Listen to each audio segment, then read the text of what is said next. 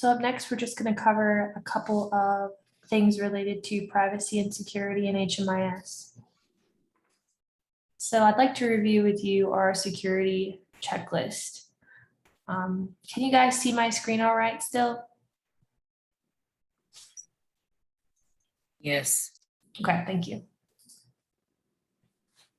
Okay, so to the left, you'll see our HMIS security checklist document. And I'm just going to go over the requirements briefly. So agency level requirements. The HMIS client consent poster must be on display where the intake is performed. If you have a change in staff, if somebody leaves staff and is no longer with you, then please let us know when any HMIS users are no longer with your organization so we can deactivate their account. And if you have any security incidences, please report them to us within 2 business days.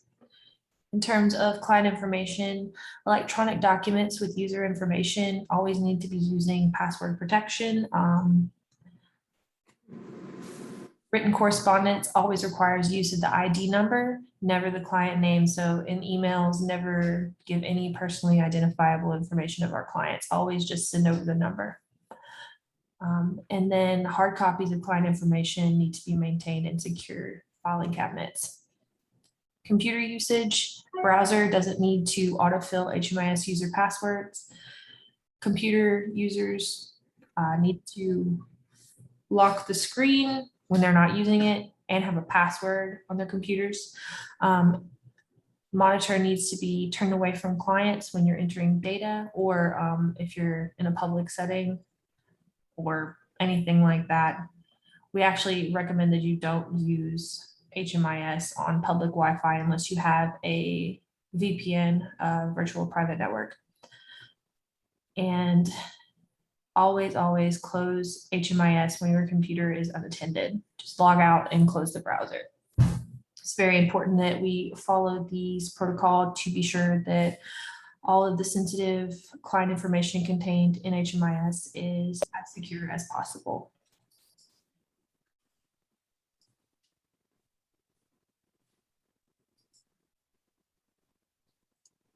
And here's some information about the HMIS partnership agreement.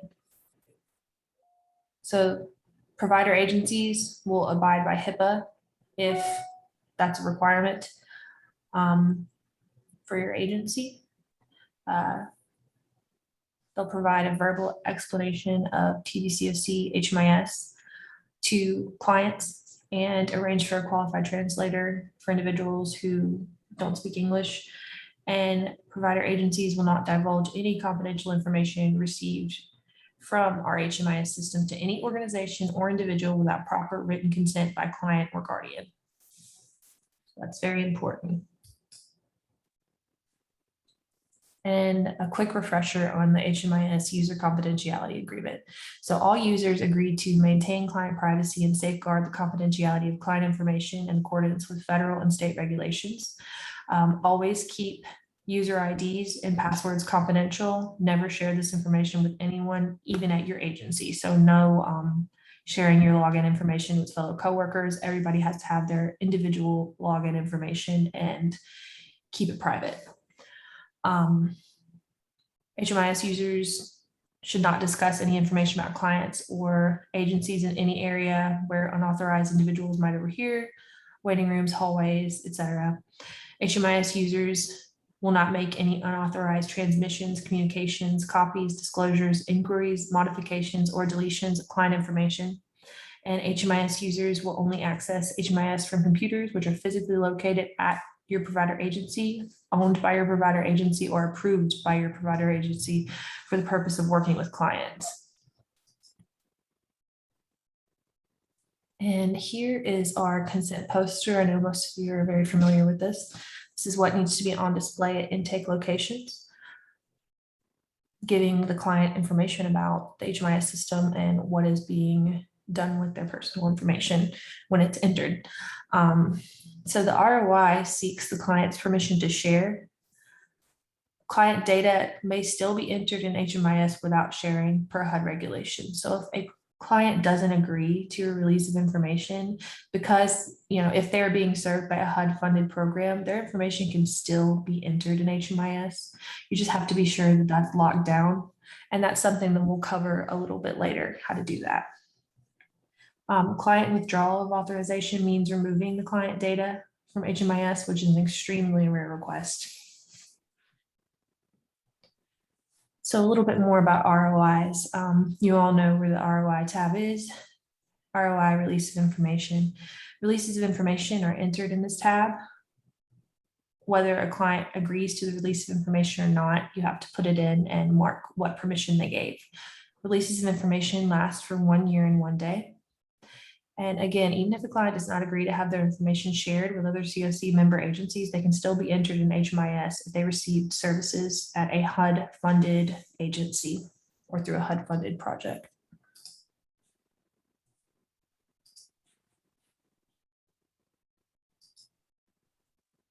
Okay, so a little bit more about visibility.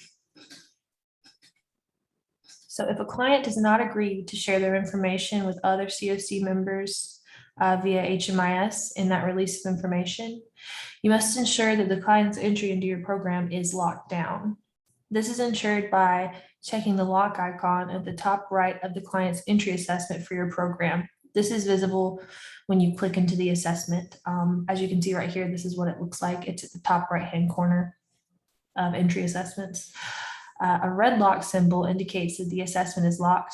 If a client agrees to share their information with you or with other agencies in the release of information, you can unlock the assessment by clicking the lock and adding the following visibility group, global.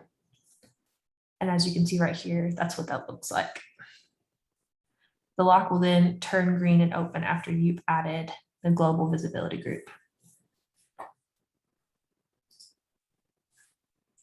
It's important that the client's overall profile remains unlocked, though, and visible as in the above image. This lock can be found at the top right-hand corner of the client's total profile. So when you are in the client profile page, right by their name, this always needs to be unlocked, because otherwise that can lead to duplicate clients in the system. If it's locked, then other agents can't see that client. So that's very important that that remains unlocked no matter what. But if they don't agree to the release of information, their entry can be locked down. Does anyone have any questions about what I've covered so far?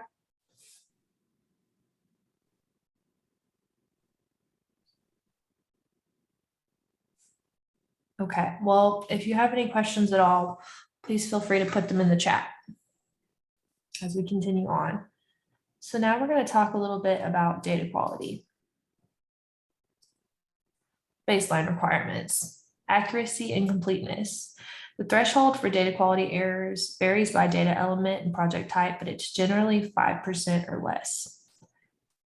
Timeliness. COC and ESG projects must enter data within 3 days of data collection. VA projects like SSVF must enter data within 24 hours.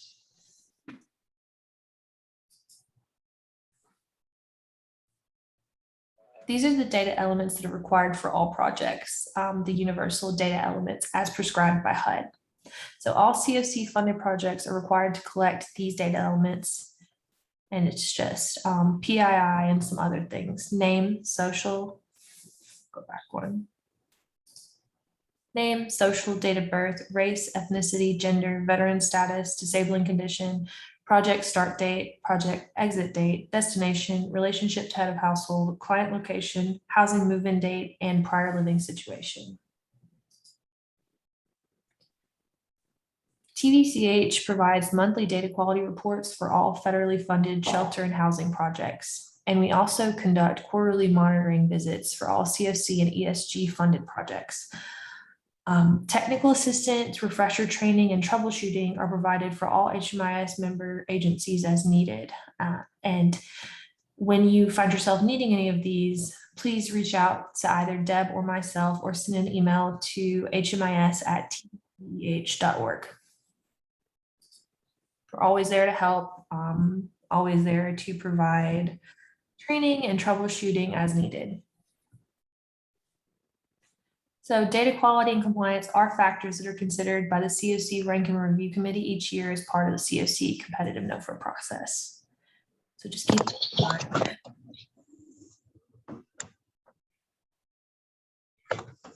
I think somebody's unmuted, so I'll wait a second for everybody to mute.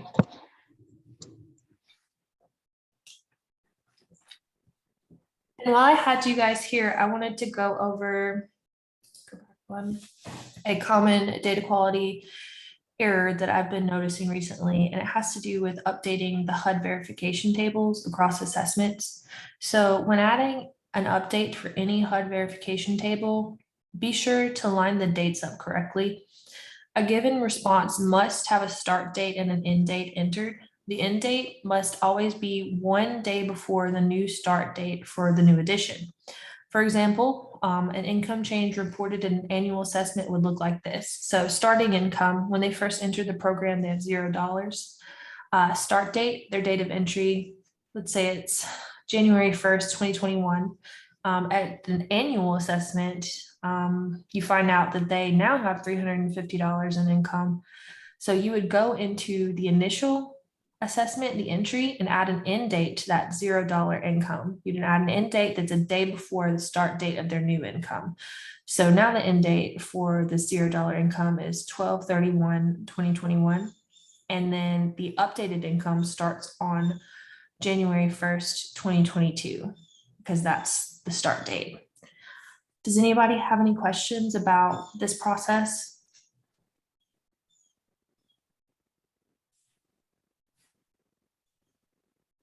Okay.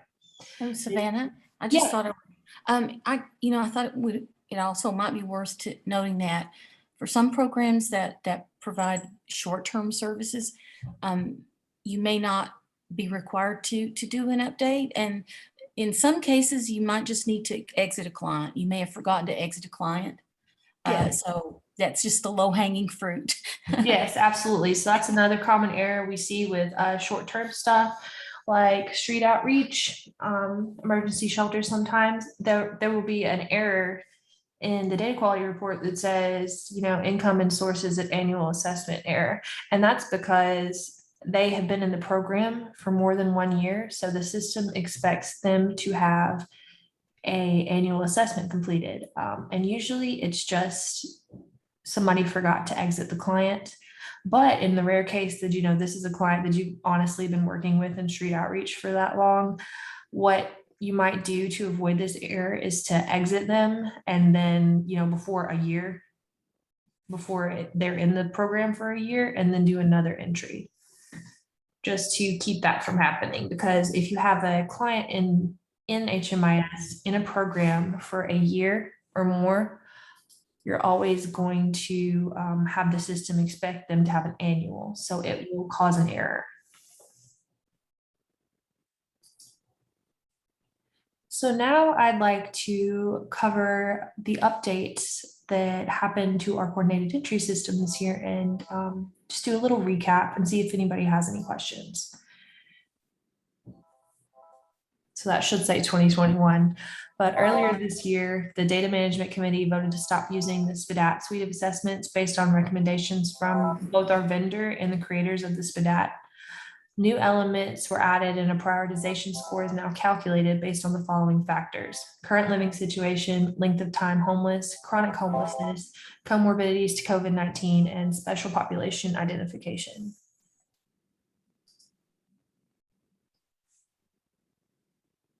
Again, just to recap, there are two primary purposes of the coordinated entry process: to allow for clients to be entered into HMIS in a standardized, easily accessible way across providers in our service area, and to allow them to be placed on a prioritization list, which will ensure that assistance is allocated as effectively and equitably as possible. This list identifies all individuals in our COC who are literally homeless and interested in being matched with shelter or housing. It's not required that all household members complete a coordinated entry, but if your agency would like to do a coordinated entry for each household member, that's fine. The only requirement is that the head of household has one completed.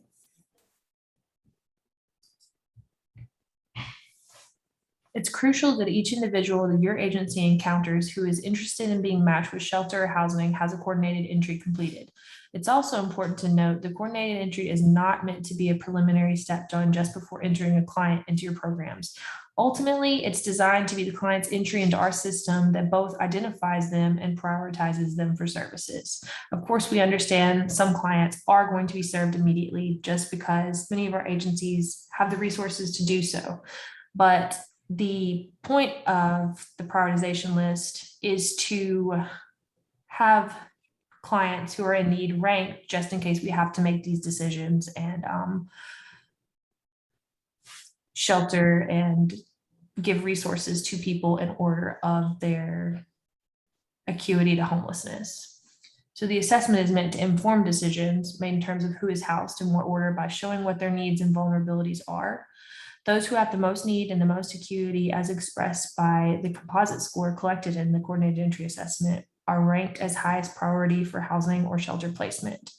For more information on HUD's requirements for coordinated entry as outlined in the Code of Federal Regulations, please see 24 CFR section 576.400D and 24 CFR section 578.7A8.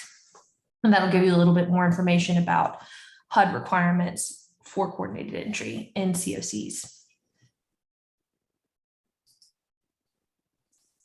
So after today's presentation, I'd like to invite you all to follow this link and input our password, of course, in order to access a coordinated entry basics training video that'll give you, maybe a little refresher on the coordinated entry process.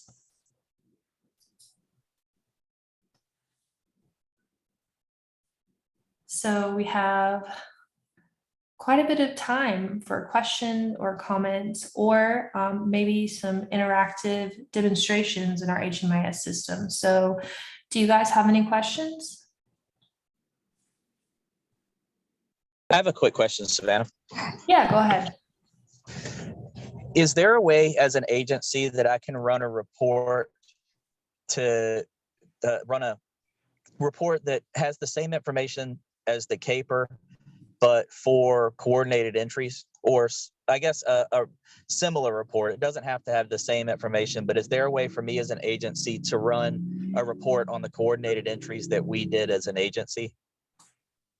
So there's actually a new report in the system that our vendor added. It's a coordinated entry APR that you can access in the reports tab, but it's not going to be split up by agency. And because, in our HMIS system, coordinated entry is a shared project that all the providers have access to. So it's kind of tricky in that way.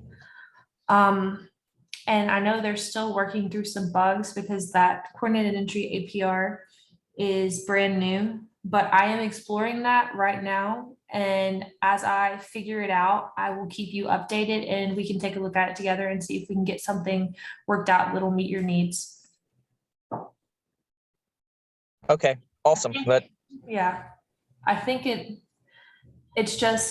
might be hard to divide it by agency, but I'll continue looking into that. Okay, I appreciate it. Yeah. I recently needed to do a report that included people, when we do our coordinated entries, that determines who follows through with the program. And I needed to do a report recently that included at least some demographic information on everybody who had contacted us, not just the people we enrolled, but the people that we didn't enroll. And we put most of those people into HMIS as a coordinated entry, but because we don't move them forward in services, we don't have another way to verify or show that we report wise that we had actually that those people had contacted and we had provided a service for them, even though they were never enrolled. Does that make sense? Yeah, that makes sense. So even we've been referring people to Tennessee, to THDA for those to do the housing, to do the rental assistance. Yeah.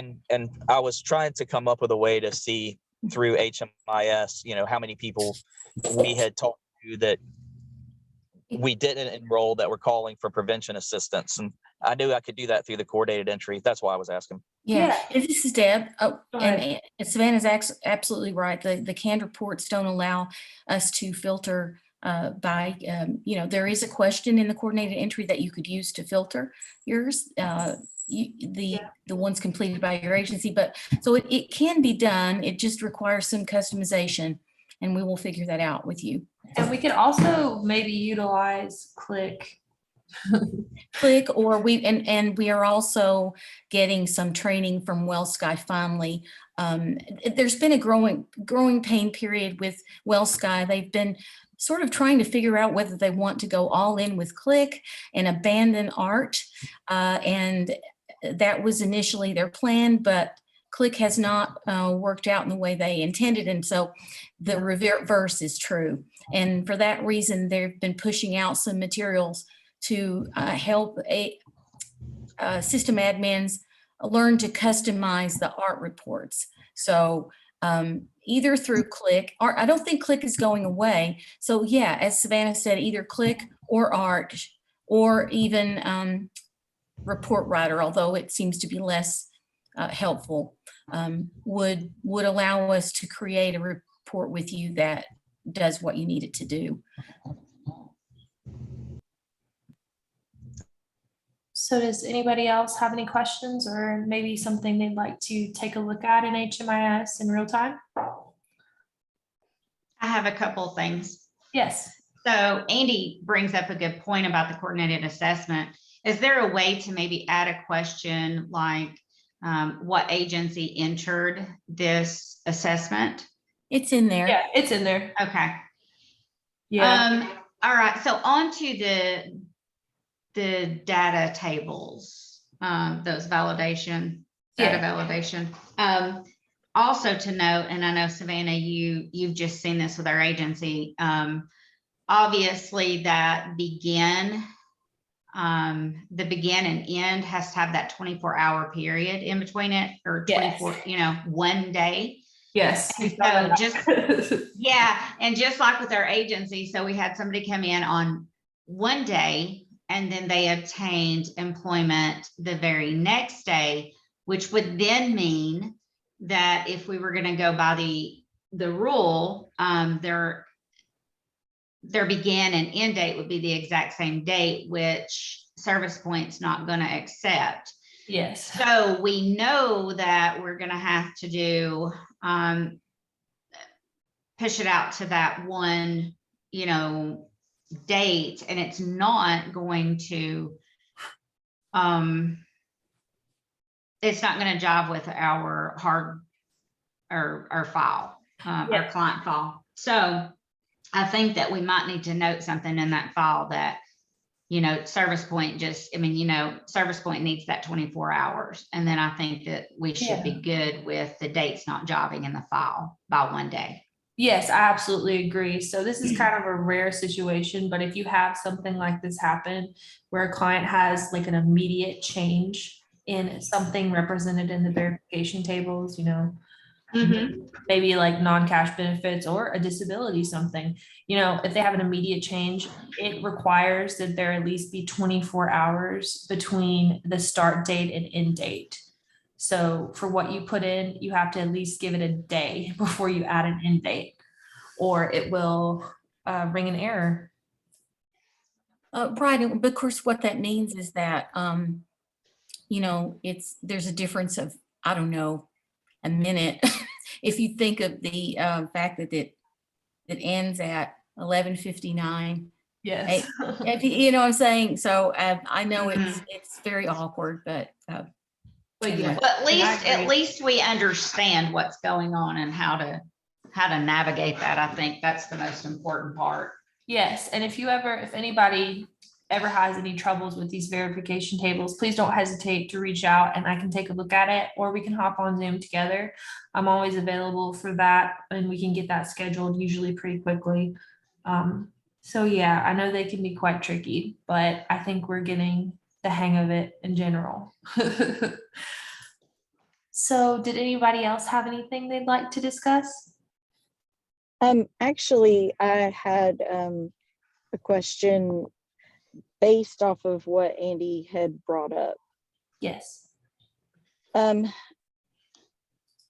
When we select different programs, like whenever we're referring to different programs, and we select like successful referral or, you know, unsuccessful referral, does that populate into, is that another way that we could track that, you know, maybe we've denied services to this person, but we were trying to help them? I mean, if they rejected the referral. Well, there's only 2 rejections.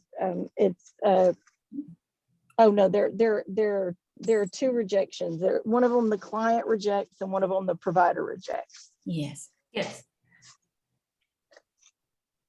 So you wanna track that particular data element is what you're saying?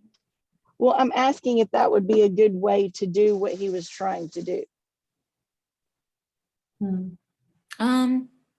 Well, if they received a referral to another agency besides Torch, then they may have accepted that referral, but it may not have been a fit for them to be at Torch. I'm not sure if that would have, I've never referred anybody to anywhere outside of Torch. oh, okay. Okay. Is this, I'm sorry, am I talking to Sherry? I It apologize. is. Oh, okay, I'm sorry. I think there's a way to I- enter more than one referral event. And so Yes, there could be- there is a way to enter. You can save and add another. So yes, I that would guess- be a way to, that would be a one way to track it for sure. Okay. Yep, good thinking. I So think for example, yeah, go ahead. I think the number specifically I'm looking for is the number of people who we provided any service at all to versus the number of people who we enrolled is the main thing I need. What I noticed was, and I made this mistake, when we were doing our coordinated assessments on paper first and then putting them into the computer, I could go back and I could count the number of paper referrals, but then I guess over COVID, I kind of got lazy and stopped doing the paper referrals and just putting anytime anybody called, I just opened up coordinated entry and started putting them in.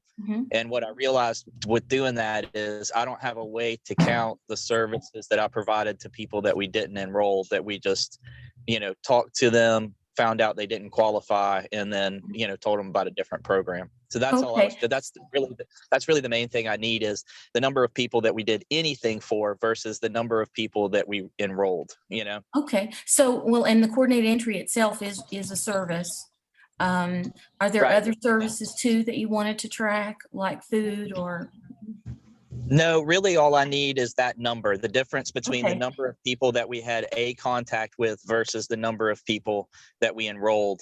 And then, I Okay, think I can go based on, that number, how many people qualified. Because if they, if we verify that they're homeless, they qualify. So that's what I'm trying to figure out is previously, I'd always been able to submit this report where I could say we, provided 750 people with services and enrolled 275. But without the paper coordinated assessments, I don't necessarily have a way to do that anymore. And that was, Okay. like I said, I didn't think about that when I was entering directly into coordinated entry without doing the paper oh, well, assessments. that's okay. It shouldn't be I'm in the process of doing our performance report for coordinated entry. And if you will allow, basically it's the difference between the number of coordinated entry assessments completed and the numbers that had an accepted referral to your program in it. Yes, exactly. That's the Okay. number that I need. Yeah, that shouldn't be, let me, let's look at that together and just discuss more to make sure that the report is going to capture it in the way that you need it. We'll figure that out. But essentially, that is, theoretically should not be difficult. That should readily be produced by the coordinated entry report. Perfect. Yeah, that's the main thing that I need. And it's only for this one report that I have to do. Gotcha. Okay. All right then. Sure Hey, thing. Andy. Yeah. if we don't accept them into the program, there's a selection down there at the bottom of that coordinated entry where it says successful or unsuccessful, and we can put provider denied. Yeah, it doesn't, to be honest with you, what I'm really trying to count is the number of people that we did even one thing for, even if it was to tell them, whether it was to tell them you're approved, or whether it was to tell them you're denied, or whether it was to tell them we have to talk to you later. Just we need to know the number of coordinated entries versus the number of people who entered into the service. That's the only number I need. I think even demographic wise, I could probably get by without that stuff. I just need that one number. But I think perhaps we could get all of that for your report. Okay. Yeah. Okay, perfect. I appreciate it. Thank No you. problem. And Andy, I have an idea on how you could do that with the reports that we have. Okay, we'll take a look at that. Okay. Sounds good.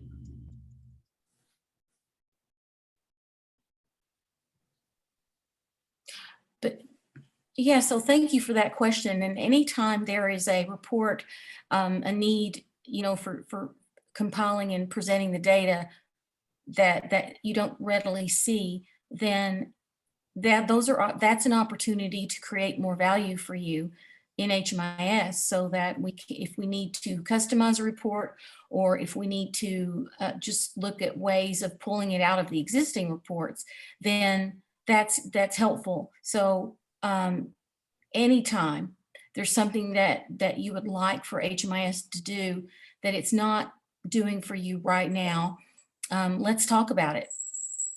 Okay, so thank you. Does anyone else have any similar needs they'd like to talk about?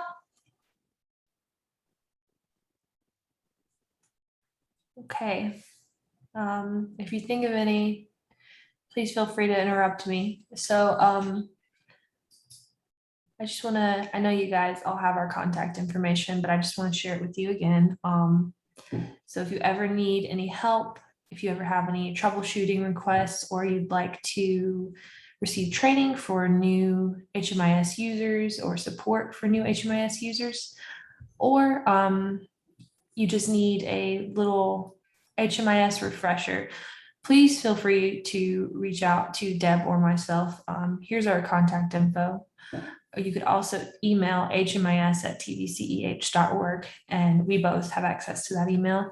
And then down at the bottom of this page, once you get to the slide deck, if you would like, you can click it and it will take you to a page on our website with HMIS resources. And again, at the beginning of the slide deck, you also have access to our newly made training video repository. And if you have any trouble accessing those or have any questions, please feel free to reach out to me.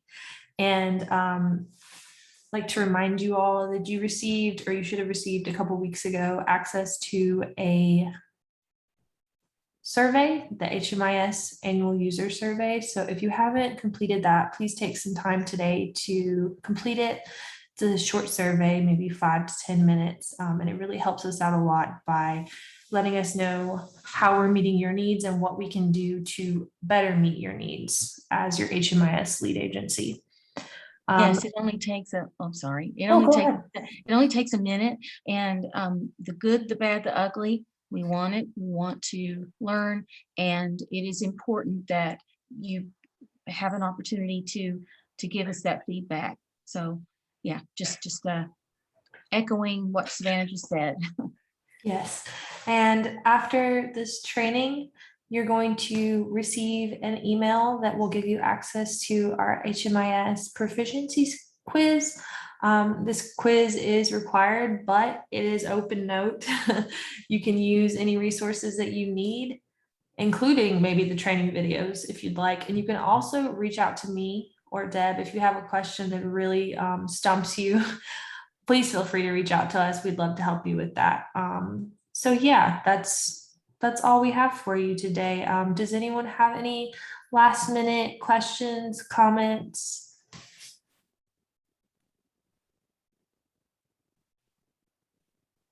Okay, we were recording this session, so we will get you guys the recording of this session as well as the slide deck.